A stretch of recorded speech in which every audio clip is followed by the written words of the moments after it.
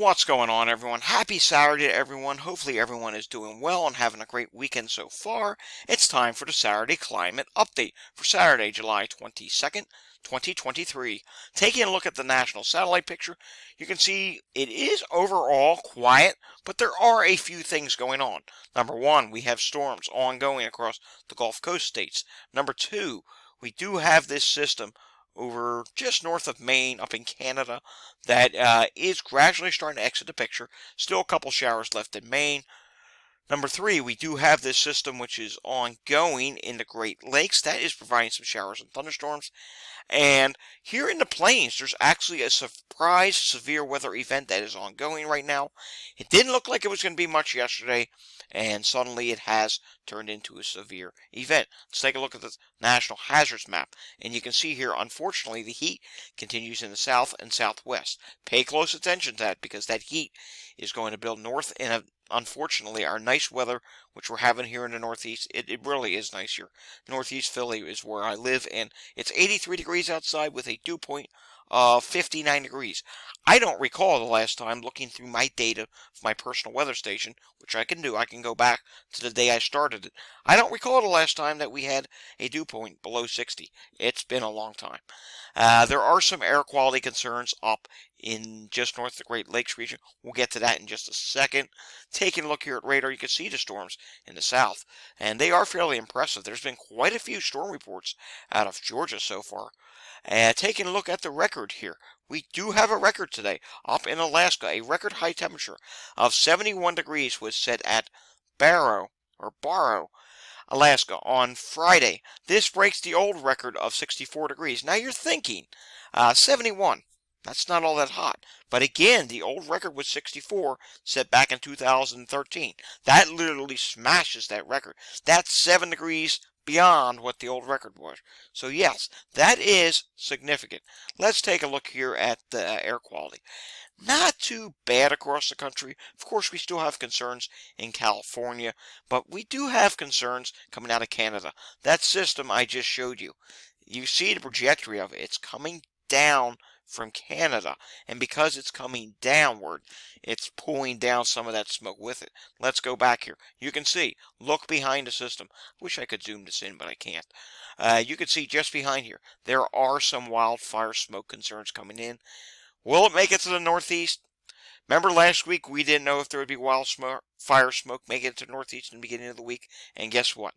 There was. So it's something we're going to have to watch, and unfortunately, this is just going to continue for as long as the wildfires are burning up in Canada. All right, here's that surprise event I was telling you about in the plains. Look at this watch. The watch clearly shows it well. Part of the watch is not even in a marginal risk. That's how much this has turned into something. And yes, there already are reports there. Take a look in Georgia. Wow, look at all the reports so far. Wind reports in Georgia, Florida. Starting to be a few in places like Mississippi and Alabama, even one down in Louisiana. So something we will have to watch. And before we actually continue, I do want to show you the convective outlook. Tomorrow is expected to be a marginal risk from North Carolina through South Carolina into Georgia, and again in portions of Arizona. As of right now, no tornado probabilities. But the reason why I bring this to your attention, we have seen time and time again events that were not expected to be tornado events, and there ends up being tornado warnings, and then later the National Weather Service confirms, yeah, there was a tornado.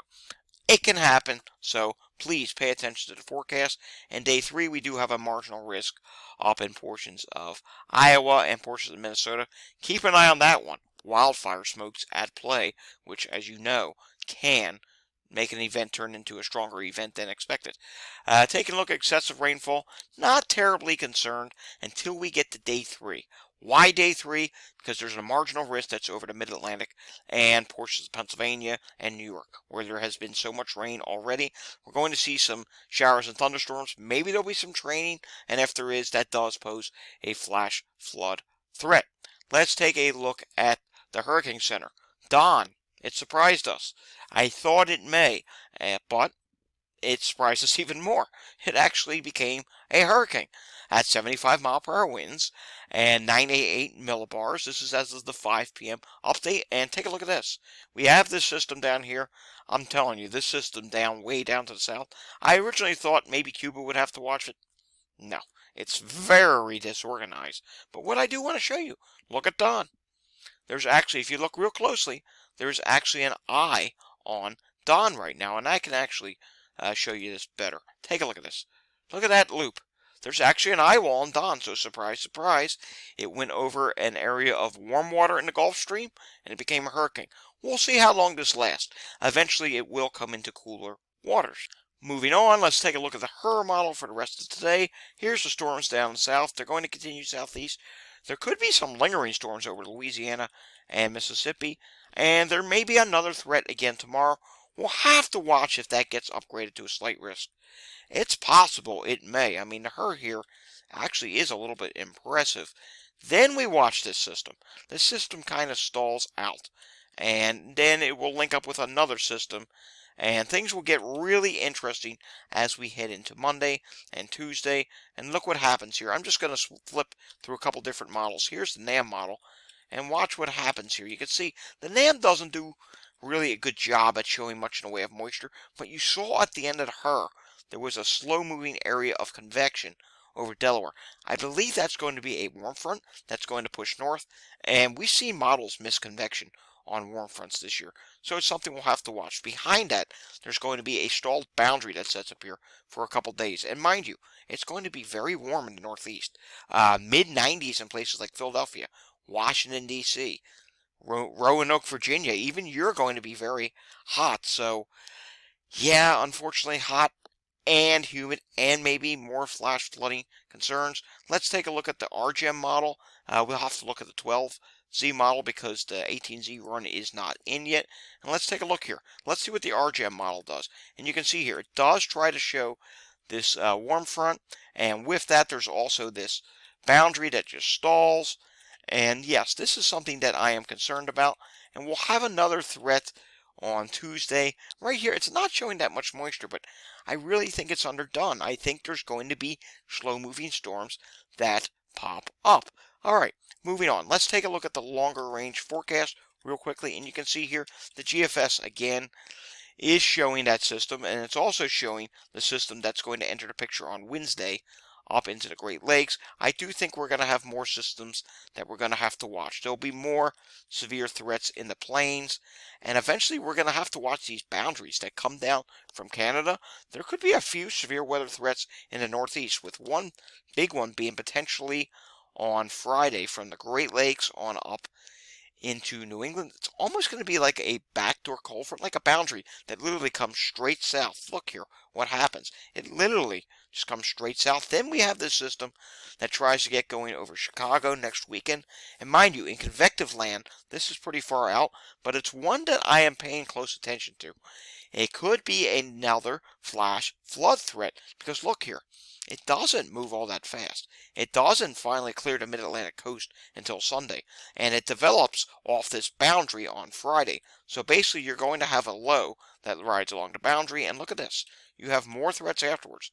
This one is another severe threat, so while this week, not so much the severe weather until late week, from that period on into the next week, it is going to be fairly active, and I think you need to be weather aware. I'm calling it right now, from Friday through the following week, multiple severe weather threats, not only in the Northeast Great Lakes, in the plains, and maybe even in the south as well. Let's take a look at temperatures on the GFS, and you will see when we take a look at the temperatures on GFS, the hot air is going to build. The heat is going to build. Here we are Monday. We have our nice weekend in the Northeast. Here's your last nice day in the Northeast on Monday. Here comes the heat. Look at the plains. Hundreds, all the way up even into Nebraska, with heat indexes into the 100.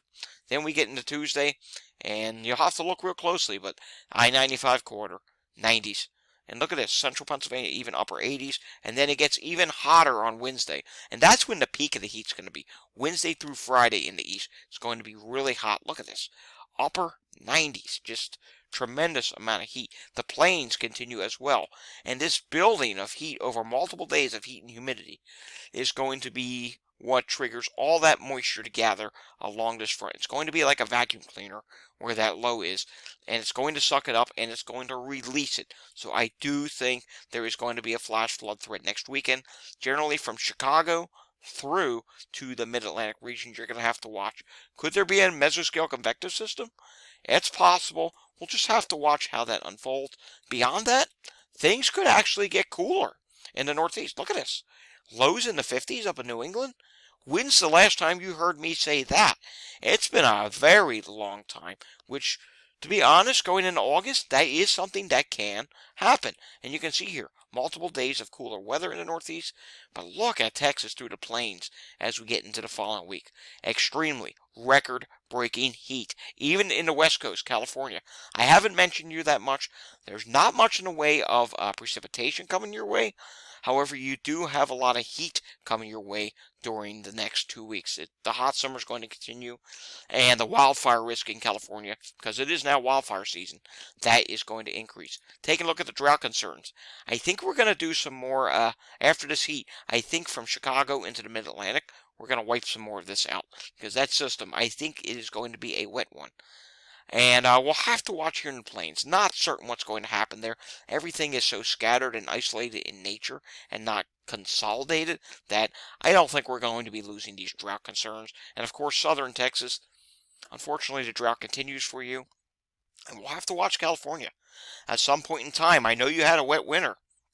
At some point in time, we'll have to see if drought concerns do come back. Let's take a look at the precipitation over the next 1 through 7 days. Not a lot in the Northeast, but we will again have to watch Monday and Tuesday in Pennsylvania and the Mid-Atlantic. In the Southeast, yes, there is some precipitation expected, mainly from that front that is clearing the Gulf Coast this evening, and we'll get hung up in the Carolinas. Some precipitation expected in the Great Lakes, but again, this does not factor in what I'm thinking could be a flash flood threat next weekend. 6 to 10 day temperature outlook, well above average for much of the country. 8 to 14 day outlook, well above average in the south and the west, but here's that below average temperatures I was just showing you for the Northeast. I do agree with this. And taking a look at the 6 to 10 day precipitation outlook, above average in the northern states, below average in the southern states. 8 to 14 day. Much of the country, believe it or not, above average with some below average in the Gulf Coast states, and maybe slightly above average across portions of California. Near normal in the lower plains, well above normal in the northern plains, and what I meant to say was near normal in the southern plains. If you're over in the Northeast, slightly above normal. I think with that cool weather, there could be a couple periods of showers, so it is something that we'll have to keep an eye on.